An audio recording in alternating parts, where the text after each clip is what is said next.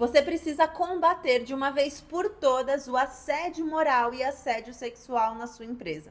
Meu nome é Tássia Prado, eu sou advogada, especialista em compliance e em práticas para combater o assédio moral e o assédio sexual. E nesse vídeo eu quero te ensinar, eu quero te ajudar a ter estratégia para combater de uma vez por todas o assédio na sua organização.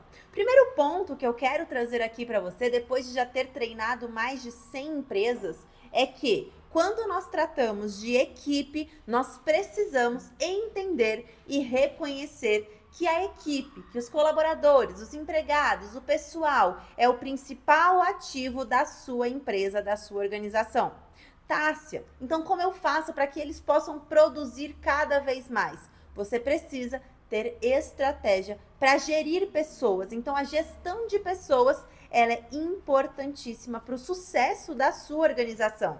Afinal, quando a gente trata de gestão de pessoas, se eu tenho uma alta rotatividade de empregados, se eu tenho muitos atestados, muitas faltas, se eu tenho empregados que são infelizes, se eu tenho empregados que não produzem quanto poderiam produzir, que não performam quanto poderiam performar, eu estou tendo como empresa um prejuízo. Afinal, se toda hora alguém novo entra na minha empresa, algum funcionário sai da minha empresa, seja por demissão, por acordo, seja porque pediu ou um afastamento, eu vou ter um alto custo de toda hora um treinamento, de toda hora explicar como é que funciona a minha empresa. E no final a conta não fecha. Outro ponto importante, muitas vezes eu tenho empregados trabalhando infelizes, então eles não estão produzindo. Quais são os principais erros aqui, Tássia, quando a gente trata de equipe, quando a gente trata da prevenção do assédio? O primeiro ponto é que o seu empregado, ele precisa saber qual é o propósito daquilo que ele faz. Ah, até parece isso. Imagine só numa empresa. Eu tenho a pessoa que atende, eu tenho a pessoa que vende, eu tenho a pessoa que retira o lixo, eu tenho a pessoa que atende o telefone, eu posso ter diversas coisas. Todas as funções, elas são importantes. Porque se a pessoa que atende o telefone não atender corretamente, eu tenho um problema. Se a pessoa que agendar uma reunião não agendar corretamente, eu tenho um problema.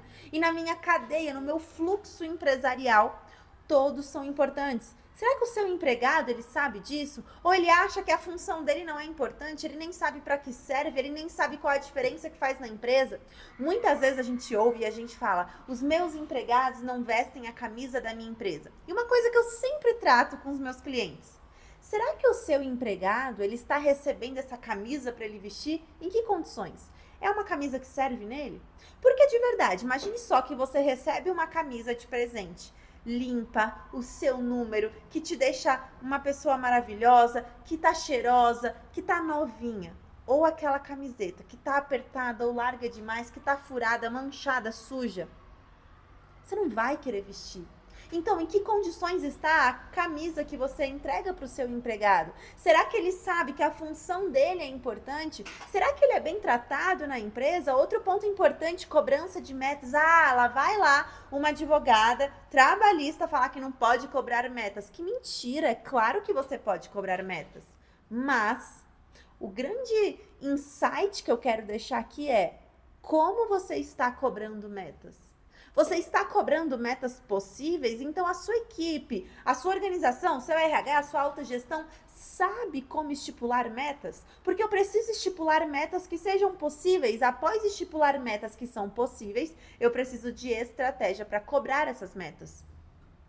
Porque senão eu posso causar um prejuízo para a organização. E aqui, de verdade, eu não estou falando só de reclamação trabalhista, porque eu sou advogada de empresa e eu sei que às vezes uma ação trabalhista não é um alto prejuízo para a empresa. Eu não trago aqui a necessidade de combater o assédio moral e o assédio sexual só para você não ter ação trabalhista. Eu trago aqui a necessidade de você combater o assédio moral e sexual para que a sua empresa lucre o quanto você quer. Porque quando eu tenho empregados trabalhando felizes, quando eu tenho uma alta performance na empresa, uma alta produtividade na empresa, isso vai refletir no seu financeiro, no seu sonho.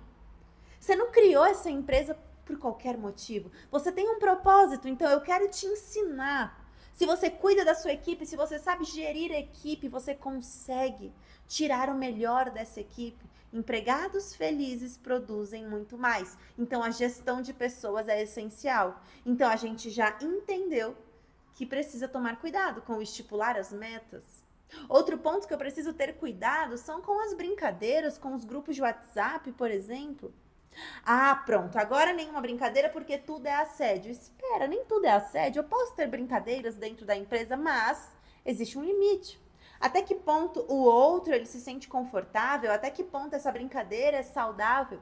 Então eu quero aqui te trazer a diferença entre o assédio moral e o assédio sexual. E eu quero te falar, você é o responsável. Ah, mas o assédio moral foi cometido, né? O que aconteceu? Tá, se foram entre empregados. Não fui eu que sou o dono da empresa. Não foram os meus líderes. Foi ali, ó, entre colegas de trabalho. Sim, o assédio moral ele pode acontecer de cima para baixo, de baixo para cima ou entre iguais. O quê? Um subordinado pode assediar moralmente o chefe? Pode.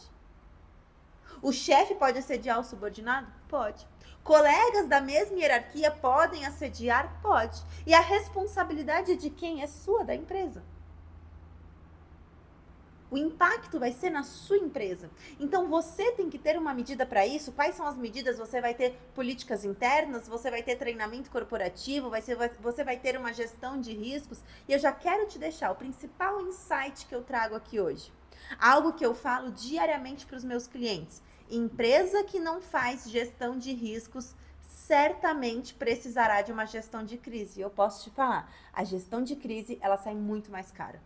Porque aqui a gente não está lidando só com reclamação trabalhista, eu estou lidando com a reputação da sua empresa. A imagem e reputação da sua empresa, um vídeo no Instagram pode fazer um estrago ou pode fazer você voar. Uma notícia pode fazer a sua empresa voar, faturar muito, ou pode fazer a sociedade criar um boicote da sua marca. Pode fazer você perder investidores, pode fazer você perder clientes, pode fazer chover reclamação trabalhista, fiscalização, condenações e você ter um grande prejuízo. Então aqui vai ser essencial que você saiba como cobrar metas. Vai ser essencial que você saiba como estipular metas. Vai ser essencial que você saiba como você pode cuidar das relações interpessoais. Agora a gente tem a questão dos riscos psicossociais e a gente está tratando de assédio moral e assédio sexual.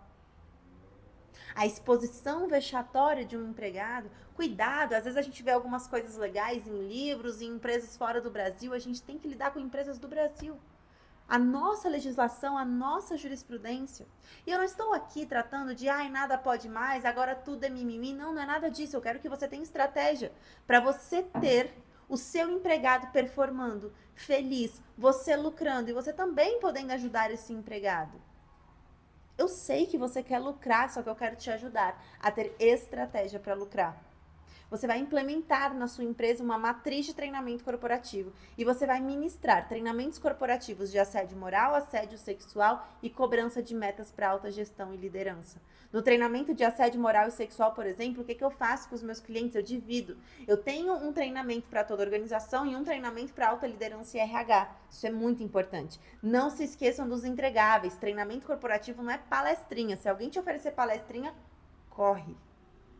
Treinamento corporativo tem método, tem estratégia, tem que ter plano de treinamento e você tem que validar esse plano de treinamento e tem muitos entregáveis para você formar o seu dossiê. E, inclusive, um desses entregáveis é tanto o plano de treinamento como a matriz de treinamento. Você já viu alguma matriz de treinamento? Se você não viu, tem um recado para você. Você tem um grande risco e provavelmente você pode precisar no futuro de uma gestão de crise. Outro ponto que é importante a gente trazer é a forma de expor os empregados. Então, cuidado, eu não posso ter uma exposição vexatória. Ok, Tássia, mas qual é então a diferença entre o assédio moral e o assédio sexual? A cartilha do TST, o que ela me traz? Que o assédio sexual, ele pode acontecer com uma única atitude. Um único ato pode ser considerado assédio sexual. E não é somente beijar à força, passar a mão, roubar um beijo ou pedir favores sexuais, por exemplo. Não, eu sei que você já pensou nisso. Mas uma piadinha de duplo sentido pode ser considerado assédio sexual. Uma foto no ambiente de trabalho pode ser considerado assédio sexual. E o assédio moral, tá? Bom, Pela cartilha do TST, seriam condutas reiteradas que vão expor de maneira vexatória o empregado, mas aí a gente tem algumas decisões que consideram um único ato também assédio moral. Vai depender da consequência. Às vezes eu tenho um único ato que tem uma consequência prolongada. Então eu preciso tomar cuidado com isso. Ok, eu entendi. Qual é a principal ferramenta para eu detectar se na minha empresa tem casos de assédio? O que eu posso fazer? Você pode implementar na sua empresa um canal de denúncias e a pesquisa de clima. E a pesquisa de clima dá para a gente fazer de maneiras alternativas e para você ter cada vez mais uma transparência na sua organização e conhecer como é que os seus empregados estão se sentindo. Eu indico, inclusive, a pesquisa de clima pelo menos uma vez por ano. Ela é estratégica, ela é muito boa para prevenção de riscos e até se a empresa um dia precisar comprovar algo. Eu consigo conhecer cada vez mais a minha organização. E quando eu conheço, quando eu trato o coração da empresa, que são as pessoas, a equipe, eu consigo ter cada vez mais estratégias. Eu consigo evitar riscos, eu consigo evitar custos desnecessários, eu consigo ter mecanismos para fazer a minha empresa crescer e evoluir cada vez mais. Por fim, eu tenho também a ferramenta do canal de denúncias, como eu falei, mas eu quero que você não se esqueça. Se eu tenho canal, eu tenho que gerir o canal. E não, canal de denúncias não é para toda e qualquer empresa. É importante analisar a maturidade para o compliance que a sua empresa tem. Eu quero te dizer uma coisa importante, cada empresa é única e a gente tem que analisar a maturidade das empresas. Eu fico muito triste quando aqui no escritório aparecem empresas que, é porque eu ouvi um grande mentor, ele tem uma empresa que vale não sei quantos bilhões, ele tem não sei quantos clientes, tanto de faturamento e ele trouxe essa estratégia perfeita, essa estratégia é ótima. Se você tiver a mesma aptidão para o risco que essa outra empresa tem, essa alternativa é ótima, mas só vale para empregado hipersuficiente intelectualmente e financeiramente, não é o seu caso.